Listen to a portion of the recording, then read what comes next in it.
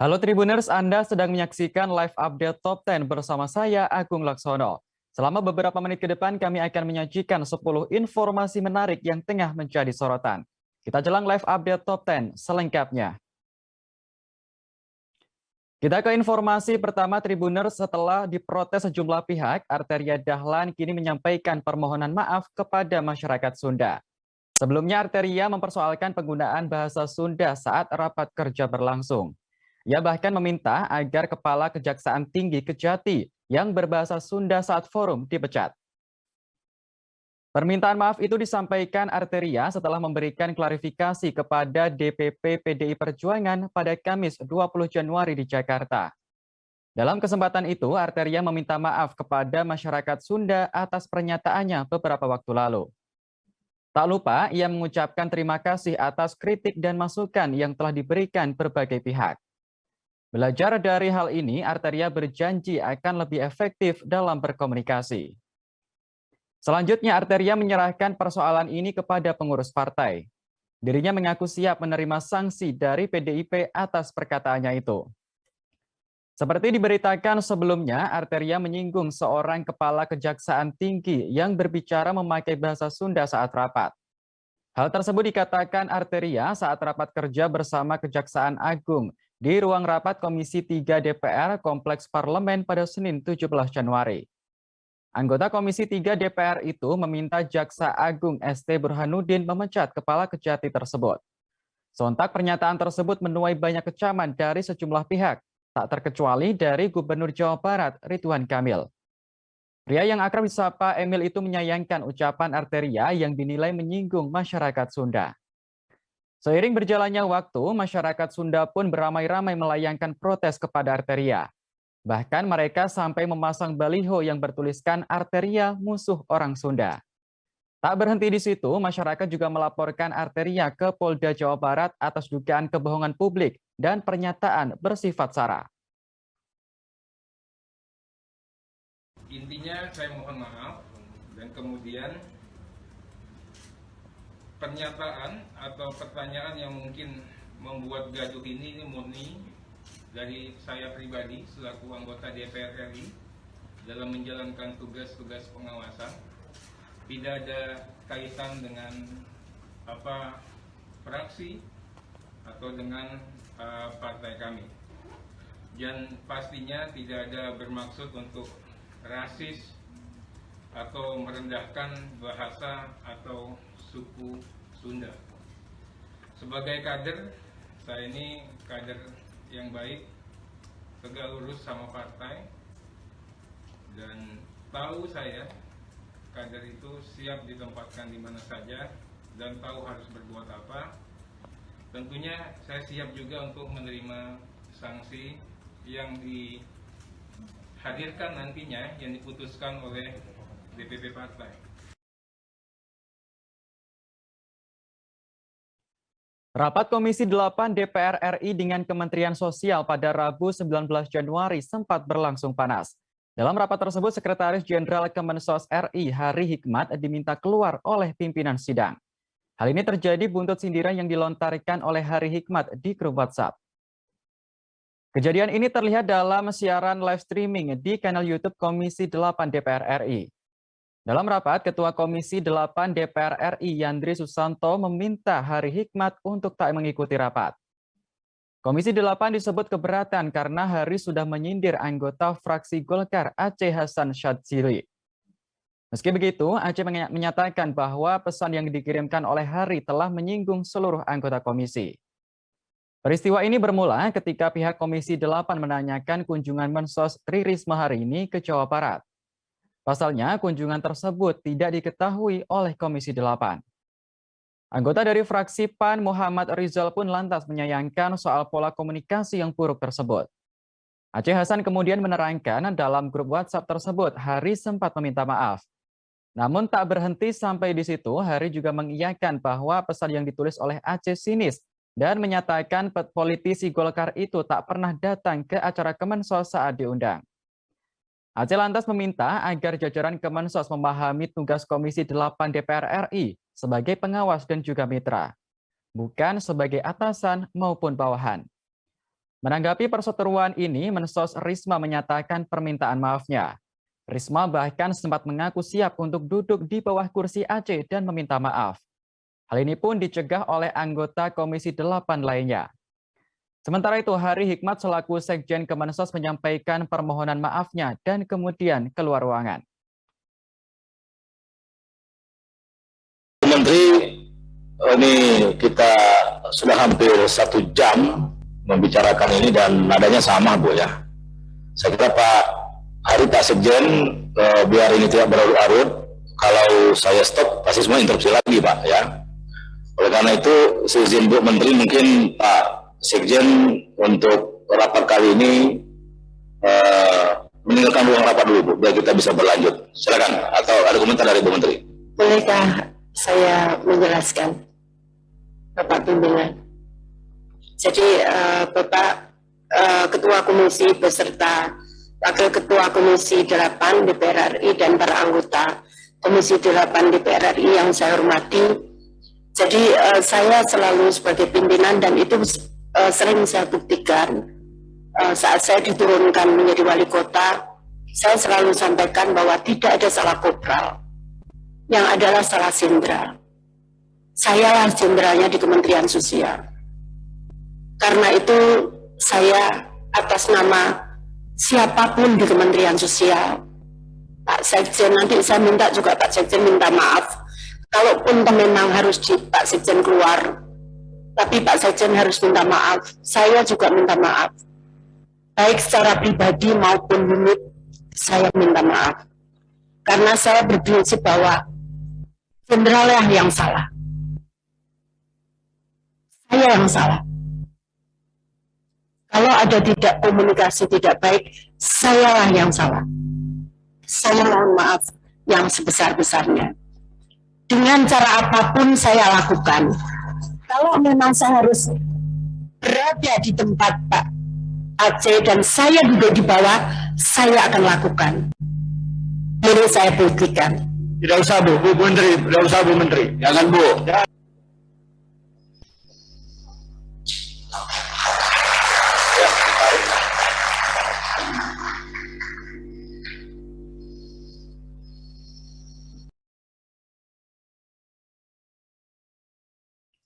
Komisi Pemberantasan Korupsi telah menetapkan Bupati Langkat terbit rencana perangin-angin menjadi tersangka kasus suap. Tak hanya itu, rupanya kakak kandung terbit Iskandar perangin-angin juga turut diamankan KPK. Iskandar PA diketahui menjabat sebagai Kepala Desa Balai Kasih, Kecamatan Kuala Langkat, Sumatera Utara. Ia bersama terbit rencana perangin-angin diduga sempat kabur saat akan ditangkap KPK pada Selasa 18 Januari. Saat melakukan OTT, KPK bergerak menuju rumah terbit rencana untuk menangkap sang bupati dan Iskandar PA. Namun ketika tiba di lokasi, terbit dan Iskandar dikabarkan tidak ada di tempat.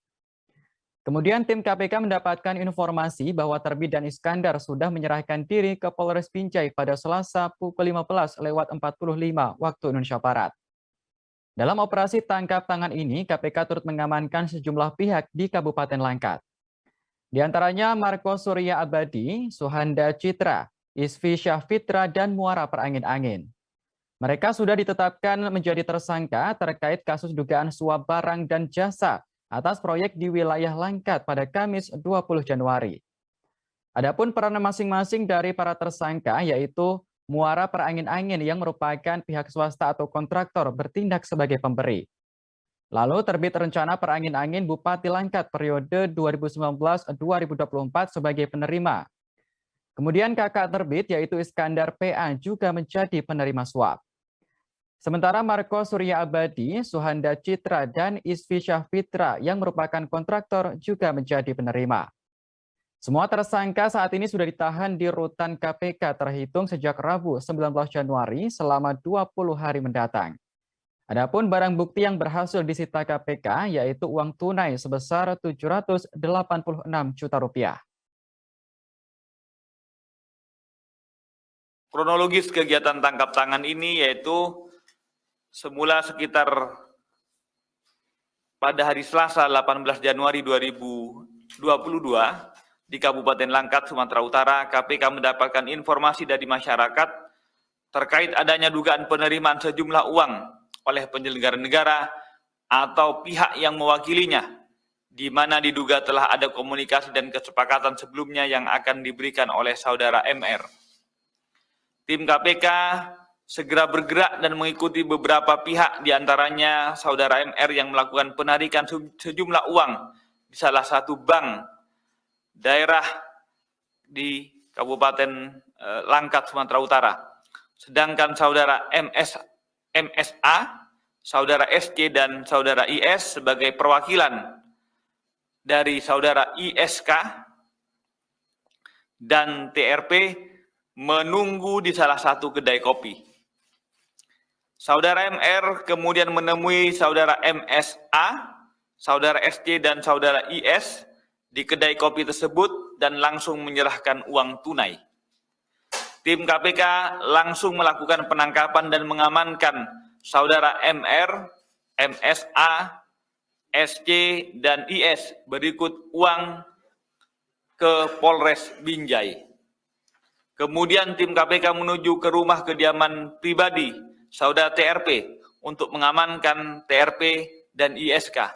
Namun saat tiba di lokasi, diperoleh informasi bahwa keberadaan TRP dan ISK sudah tidak ada dan diduga sengaja menghindar dari kejaran tim KPK. Selanjutnya tim KPK mendapatkan informasi bahwa saudara TRP telah datang menyerahkan diri ke Polres Binjai dan sekitar pukul 15.45 WIB dilakukan permintaan keterangan terhadap yang bersangkutan.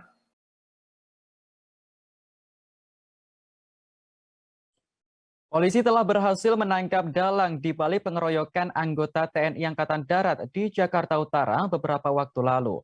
Pelaku yang bernama Baharudin ini diamankan pada Selasa 18 Januari malam.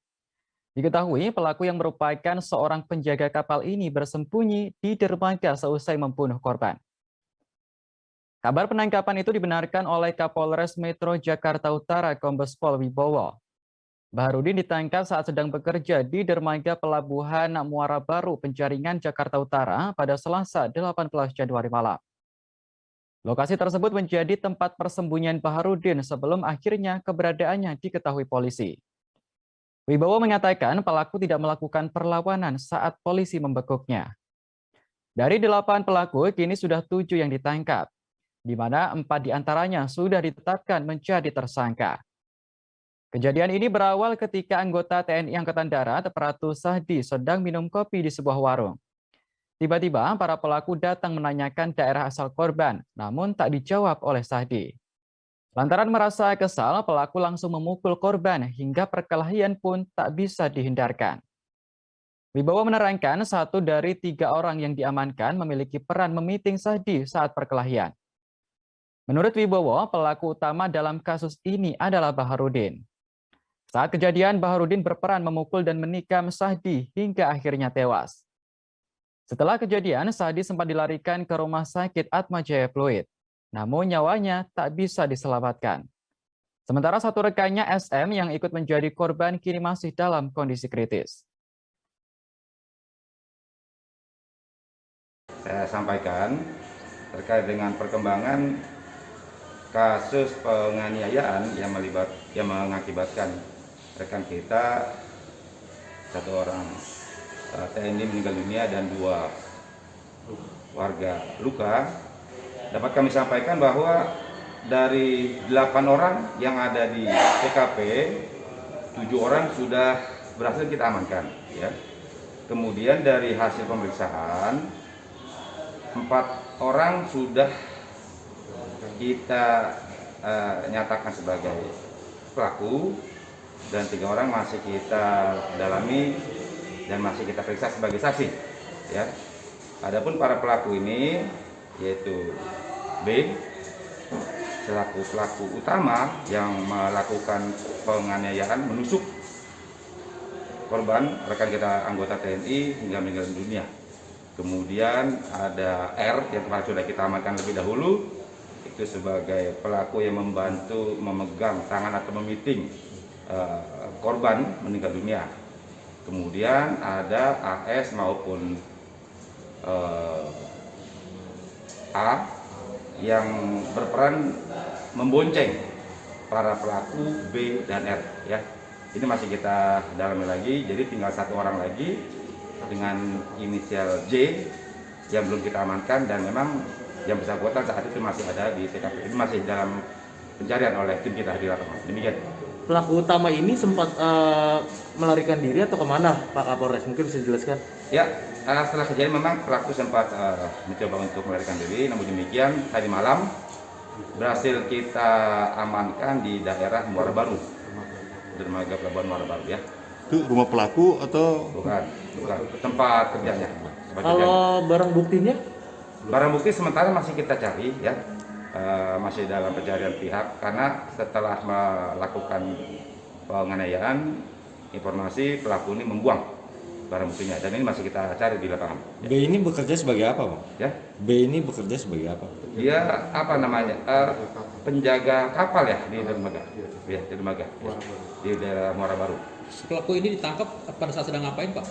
Lagi bekerja di situ, memang kerja kan di dermaga Muara Baru. Jadi tadi malam pelaku sedang bekerja, dapat informasi, selanjutnya kita amankan oleh tim. Ya, di tempat bekerjanya di dermaga Muara Baru. Kasus dugaan korupsi pengadaan satelit di lingkungan Kementerian Pertahanan kini kembali menjadi perbincangan. Belakangan Menteri Koordinator Bidang Politik, Hukum, dan Keamanan Mahfud MD buka suara lantaran nama Presiden terlibat di dalamnya. Keterangan tersebut disampaikan oleh Mahfud MD dalam unggahan di media sosial Instagram pada Rabu 19 Januari. Mahfud membenarkan bahwa Presiden Joko Widodo sempat memerintahkan untuk menyelamatkan slot orbit 123 derajat bujur timur pada 2015. Menurutnya, Jokowi mengarahkan agar slot orbit diselamatkan tanpa melanggar aturan. Untuk diketahui, kala itu terjadi kekosongan slot orbit 123 derajat bujur timur pasca satelit Garuda 1 keluar lintasan. Disebutkan oleh Mahfud sebelum adanya arahan tersebut, Kemenhan yang kala itu di bawah kepemimpinan Ria Mizat Riacundo membuat kontrak sewa dengan satelit Artemis milik Avanti Communication Limited. Pasalnya, kala itu Kementerian Komunikasi dan Informatika tak langsung menanggapi permintaan Kemenhan. Apabila terjadi kekosongan, maka hak pengelolaannya bisa gugur secara otomatis dan digunakan oleh negara lain. Padahal saat itu Kemenhan tidak memiliki anggaran untuk proyek satelit. Hal ini kemudian berdampak pada pembayaran uang sewa satelit. Avanti lantas melayangkan gugatan ke Pengadilan Arbitrase. Atas hal ini, pemerintah RI dihukum untuk membayar 515 miliar rupiah. Tak hanya persoalan sewa saja, muncul masalah lain yakni pengadaan satelit untuk orbit yang sama. Salah satu perusahaan yang terlibat dalam kontrak pengadaan satelit, Navayo International AG, kemudian juga menuntut pemerintah RI ke Pengadilan Arbitrase Internasional Singapura. Pemerintah RI lantas diminta untuk membayar tagihan kepada Navayo sebesar 16 juta dolar Amerika Serikat. Mahfud MD kemudian menerangkan saat ini yang dilakukan oleh Kemenpol Hukam adalah menyelesaikan proyek yang bermasalah. Hal ini dilakukan agar dapat menyelamatkan slot orbit tersebut. Pihak International Telecommunication Union telah memberikan perpanjangan penggunaan slot hingga November 2024. Namun 36 bulan sebelumnya harus sudah menyelesaikan persoalan terkait kontrak. Mahfud MD juga membantah dirinya telah lepas tangan dari kasus ini. Saat ini pihaknya berkoordinasi dengan Kemenhan, Kemkominfo, Kementerian Keuangan, dan Panglima TNI. Saat ini Kejaksaan Agung RI juga tengah melakukan penyelidikan terkait dengan kasus ini. Saudara-saudara, terkait penanganan kasus pengadaan satelit slot orbit 123 bujur timur di Kementerian Pertahanan sejak tahun 2015 sampai 2016 yang kini diproses hukum, maka saya minta agar semua pihak menunggu proses hukum yang sedang berlangsung. Pemerintah menempuh langkah hukum ini setelah melalui pertimbangan mendalam dan komprehensif sampai akhirnya dilakukan audit tujuan tertentu atau ATT, bukan hanya audit reguler oleh BPKP. Hasilnya ditemukan terjadi dugaan pelanggaran ketentuan peraturan perundang-undangan yang kemudian merugikan keuangan negara dan berpotensi akan terus merugikan keuangan negara. Selebgram Ayu Thalia ditetapkan menjadi tersangka kasus dugaan pencemaran nama baik terhadap Nicholas Sean Purnama, putra dari Basuki Cahayapurnama alias Ahok. Sebelumnya, Ayu Thalia sempat melaporkan Nicholas Sean ke polisi atas dugaan penganiayaan. Lantaran merasa difitnah, Nicholas Sean kemudian melaporkan balik Ayu Thalia ke polisi. Kabar penetapan tersangka ini dibenarkan oleh Kasat Reskrim Polres Metro Jakarta Utara AKBP Dwi Prasetyo pada Rabu 19 Januari. Dwi mengatakan pihaknya sudah melayangkan surat pemanggilan kepada Ayu Thalia untuk menjalani pemeriksaan pada Kamis 20 Januari. Saat dimintai tanggapan terkait dengan penetapan status tersangka ini, Ayu Thalia tak memberikan responnya. Adapun persoalan ini bermula ketika Ayu Thalia melaporkan Sean atas tuduhan penganiayaan. Disebutkan penganiayaan terjadi pada 27 Agustus 2021 di sebuah showroom mobil di kawasan Pluit Penjaringan, Jakarta Utara. Ayu Thalia juga sempat memeriksakan diri ke rumah sakit seusai kejadian. Terkait dengan tuduhan tersebut, kuasa hukum Sean Ahmad Ramzi membantahnya. Ramzi mengatakan Ayu Thalia jatuh dari mobil setelah berbincang dengan Sean. Sean disebut tak memiliki kontak fisik dengan Ayu. Ayu Thalia lantas dilaporkan balik oleh Sean atas tuduhan pencemaran nama baik dan fitnah pada 31 Agustus 2021. Pasalnya, Sean tak pernah melakukan tindak penganiayaan tersebut dan tak terima dengan tuduhan yang dilontarkan oleh Ayu.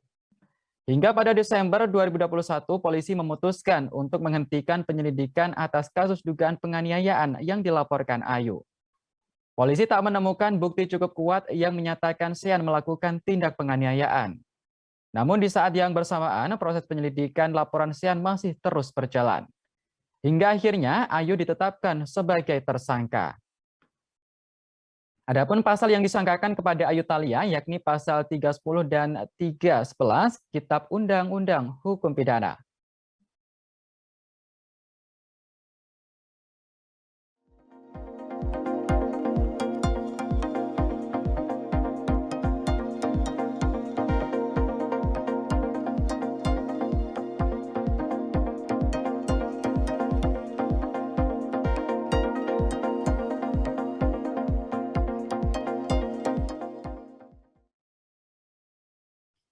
Seorang suami di Musirawas, Sumatera Selatan tega membakar istrinya hidup-hidup. Akibatnya, korban mengalami luka bakar 50% di sekujur tubuhnya. Diduga aksi penganiayaan ini dipicu masalah keuangan keluarga. Beginilah kondisi Fatimah 40 tahun saat menjalani perawatan intensif di Rumah Sakit Siti Aisyah, Kota Lubuk Linggau, Sumatera Selatan. Fatimah hanya bisa terbaring lemah menahan rasa perih akibat luka bakar yang dialaminya. Ibu malang ini harus dilarikan ke rumah sakit setelah dibakar oleh suaminya, Ahmad Rianto, 36 tahun. Kejadian ini tepatnya berlangsung di Desa Triwikaton, Kecamatan Tugumulyo, Kabupaten Musirawas pada Selasa 18 Januari siang. Saat kejadian, korban sedang memasak di dapur, tepatnya di rumah mertuanya. Pelaku kala itu membeli bensin 2 kali untuk sepeda motornya. Namun saat korban sedang memasak di dapur, pelaku tiba-tiba menyiram tubuh korban dengan bensin tersebut. Korban yang kaget mencoba memadamkan api di tubuhnya dengan berlari keluar rumah meminta bantuan warga. Ia juga menggulingkan tubuhnya di semak-semak di depan rumah. Warga yang datang juga berusaha memadamkan api di tubuh korban dengan dipukul menggunakan rumput. Setelah api berhasil dipadamkan, korban langsung dilarikan ke Rumah Sakit Siti Aisyah, Kota Lubuk Linggau. Sementara itu, pelaku saat itu langsung melarikan diri. Dari keterangan Siti Munajah yang merupakan mertua korban, suami istri ini diketahui memang kerap bertengkar. Keributan memuncak saat pelaku mengeluh tidak memiliki uang. Atas kejadian ini, Satreskrim Polres Musirawas langsung bergerak cepat menangkap pelaku. Pelaku berhasil diamankan di sekitar rumah sakit tempat istrinya menjalani perawatan.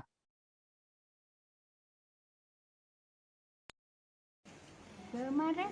Oh kemarin. Sebelum Zohor. Sebelum Zohor. Ceritanya siapa mana Bu? Ceritanya ya, itulah Anak ibu dari rumah ibu. Dia kan rumah di tempat rumah mama ibu. Tempat tinggalnya. Dia ini memang sedang mengikut ibu ke sana. Yang mana ibu ini? Iya. Sedang mengikut di tempat ibu. Kalau rumah dia yang sebetulnya rumah dia di Gang Cermek ini. Tapi sementara mungkin dia lagi lemah ya. Bilang ibu pulang dulu ke ibu. Nanam sayuran kata ibu. Sudah nanam sayuran dijual ke Linggau dapat uang kata ibu. Itulah kalau kerjaan ibu ya di rumah apa jualan sudah mesti dijual kan dapat uang kata ibu kan. Penyebab mantu ibu tuh ribut dengan anak ibu itu apa, Bu? Penyebab tapi kan dalam rumah tangga ada baik keributannya dia ya. Dia tuh kadang masalah uang lah. Oh, masalah uang kemarin. Masalah uang kurang mungkin. Tapi kata ibu, masalah uang kurang tuh jangan suka diributi. Seberapa dapat rezeki kita syukuri kata ibu kan. Nah itu ya dek ya. Nah yang sedang kecil ya kecil kata ibu tuh.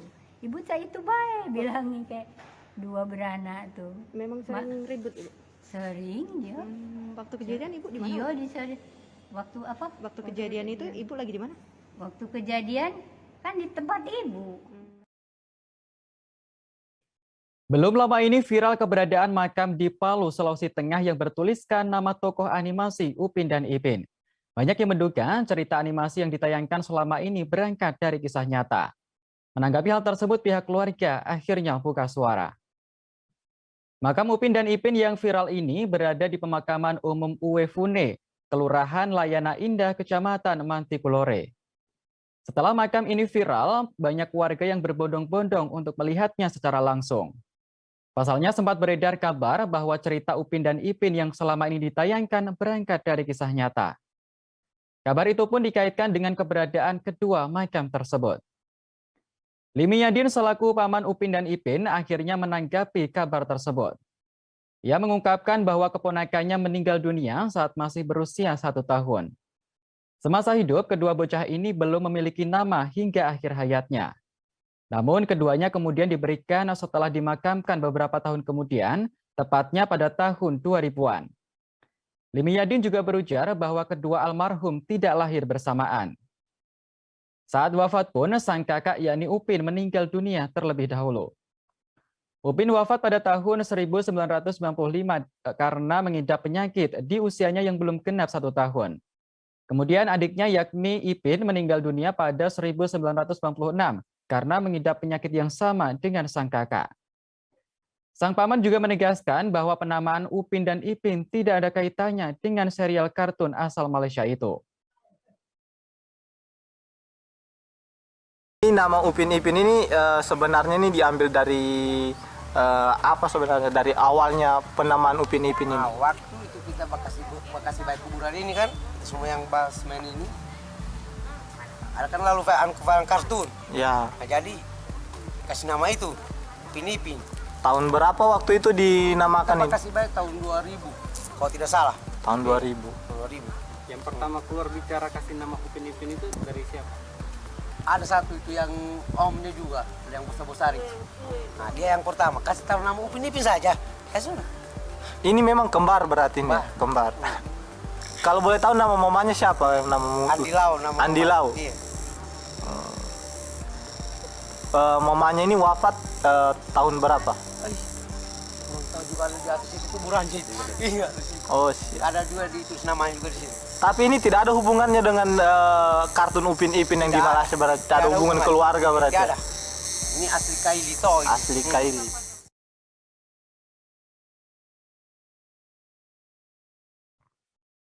Beredar video seorang anak perempuan menangis ketika sepeda motor milik ayahnya diangkut petugas Dinas Perhubungan.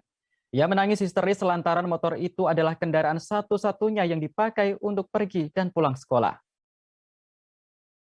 Video yang viral di media sosial tersebut diketahui terjadi di kawasan Tanah Abang, Jakarta. Dalam video, ayah anak perempuan tersebut mengenakan kemeja biru dan berusaha bernego dengan petugas. Di sampingnya, bocah berambut panjang itu terus menangis. Ia bahkan bersimpuh di kaki anggota Dishub agar sepeda motor satu-satunya milik sang ayah tidak diangkut. Sambil berurai air mata, ia kemudian mengatakan bahwa motor tersebut akan dipakai sang ayah mengantarkannya ke sekolah. Meski begitu, sepeda motor milik sang ayah tetap diangkut oleh petugas. Diduga penertiban ini dilakukan lantaran sang ayah memarkirkan kendaraan di tempat yang tidak semestinya. Peristiwa itu terjadi saat sang ayah baru saja membelikan seragam untuk putrinya. Adapun penertiban parkir liar ini diketahui dilakukan di kawasan Tanah Abang, Kolong Blok F dan Metro Blok B Jakarta Pusat. Petugas Dishub DKI Jakarta melakukan penertiban kendaraan roda 2 yang terlibat parkir liar pada Senin 10 Januari 2022. Kepala Suku Dinas Perhubungan Kota Jakarta Pusat Muhammad Wildan Anwar memonitor razia parkir liar ini. Dalam razia kali ini didapati ada 24 kendaraan roda 2 yang terpaksa diamankan oleh petugas.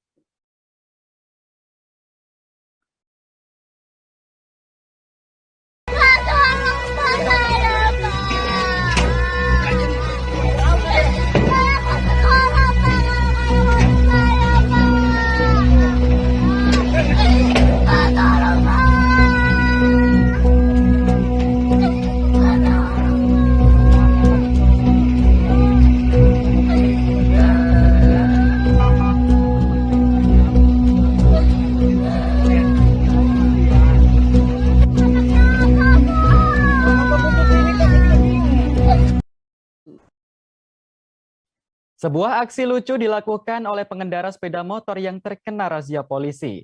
Lantaran takut ditilang, dua pemuda di Gorontalo ini menyamar menjadi petani. Keduanya bahkan membiarkan sepeda motornya di pinggir jalan dan turun ke sawah untuk mencabut rumput.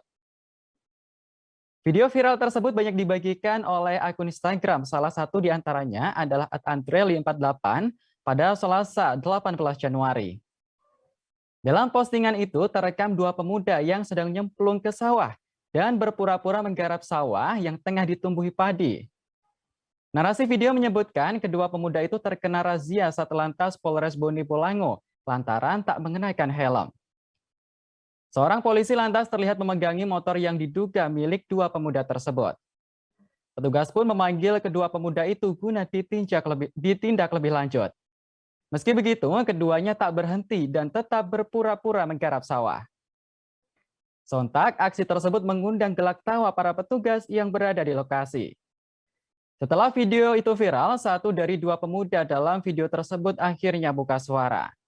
Didampingi seorang anggota polisi, pria bernama Hanga itu membenarkan bahwa dirinya berpura-pura atau menyamar menjadi petani karena takut ditilang. Saat kejadian, Hanga mengaku tidak mengenakan helm dan kendaraannya dan berkendara bersama rekannya. Saat melihat polisi lalu lintas Polres Bone Bolango, ia lantas turun dari motor dan berpura-pura menjadi petani yang sedang menggarap sawah. Assalamualaikum warahmatullahi wabarakatuh. Saya Hanga. Kejadian di sawah tadi, saya bawa motor dengan teman. Tidak pakai helm, dapat lihat polisi ban putih. Saya berhenti di pinggir jalan, di pinggir sawah, langsung pura-pura ke sawah, pura-pura baca burumpu di sawah. Baik Tribuners, informasi tadi sekaligus menutup jumpa kita dalam live update Top 10 kali ini. Jangan lupa untuk terus perbarui informasi Anda di kanal YouTube Tribun News. Saya Agung Laksono pamit undur diri. Terima kasih dan sampai jumpa. Jangan lupa like, subscribe, dan share ya.